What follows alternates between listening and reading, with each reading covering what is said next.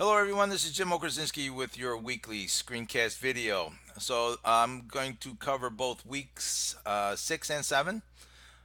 This is the last week before spring break. As you can see by the schedule posted in the announcement section here in Blackboard, there are no activities, discussion boards, or essay assignments scheduled for spring break. So if you are able to finish up our Essay 2 project, you have a week off. So I want to talk briefly about discussion board number 6, and I've graded all assignments that were submitted for that discussion board, and I did comment on several of the postings about how some students had moved quickly to offering an opinion. And if you reread the assignments instructions, that was just a straight practice summary. There was no opportunity to offer any opinions about blue collar work. So you want to make sure that you control your responding in the summary essay assignment. I'll go over the assignment and the structure in a few minutes. So please be aware of the activity on the grading on that board. Look at my comments if you would please. So heading over to the course units tab, as we always wait for Blackboard to get into the course unit tabs. Oh wait, it's great. It's open. Here in the summary, now please take another read of the essay assignment. Your opening when it comes to this essay, your introduction can either go two ways as generally handled. You can offer some anecdotal evidence, a story about your blue collar work, somebody in your family that can directly relate to Rose's article, but that is strictly limited to the opening. The other strategy that many students take in this particular assignment is to provide a just brief overview, and I mean a brief overview of Rose's argument before moving into some of the specifics. So after the opening, you want to make sure that you work into straight summary. So in Blackboard, you have a couple of handouts. One I'm sure everybody is familiar with. It was one of our readings.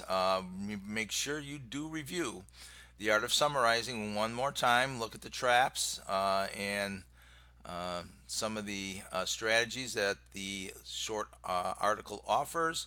More so, when you get into writing, you want to look at the back of The Art of Summarizing, and it lists a bunch of verbs for introducing summaries and quotations so you can vary your rhetorical choices. Also, you also have verbs for expressing agreement, questioning or disagreeing, or making recommendations. It's a way of providing some of the ways into working with the words of others when you do summarize. Now, the second handout is also posted in the unit in Blackboard, and it is a summary handout, how and why to write a summary.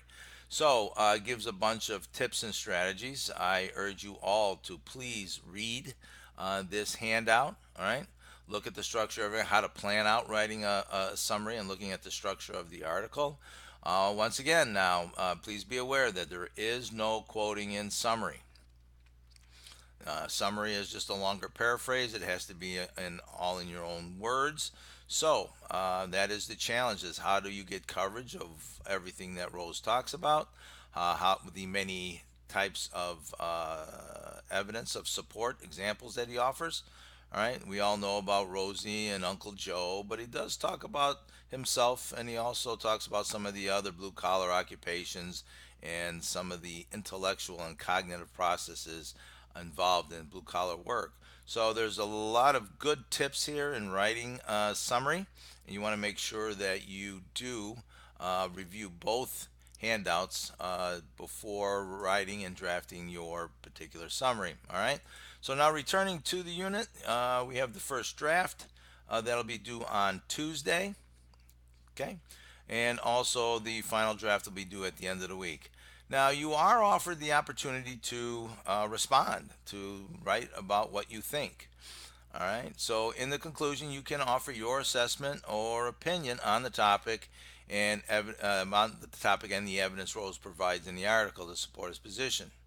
So, this is where you can respond. Remember, one of the traps of writing summary is just to write a short summary and then abandoning that summary and going into telling the reader, your audience, exactly what you think. All right, it is one of the traps listed in the Art of Summary. Now, make sure you're aware too that your audience for this particular essay assignment is a group of trade school recruiters. So you want to keep that in mind as you shape your summary and you also your response to Rose's article. All right, let's make sure I've got everything covered for this particular unit. We've talked about discussion board 6, drafting essay 2, the handouts, peer review. One important item: the discussion board will open up and remind everyone that the peer review process is posting the draft and then going over to the discussion boards and post your draft, and you will see that peer review is open right now. I've already created the thread, so where you'd write your peer review draft up peer review report here, like we did for SA1. It's the same procedure. And please, as you peer review, take a good look at everybody's summary. Make sure they're getting the accurate information. I teach this assignment often. I had an instance even in the discussion board where one student referred to Mike Rose's she. Okay, you want to make sure that you are accurate in what it is you're summarizing, the points that you do make, and also if somebody abandons a summary and goes into writing about blue collar work or writing about themselves, please politely and professionally point that out to them in the peer review board. All right. So, in reference to spring break,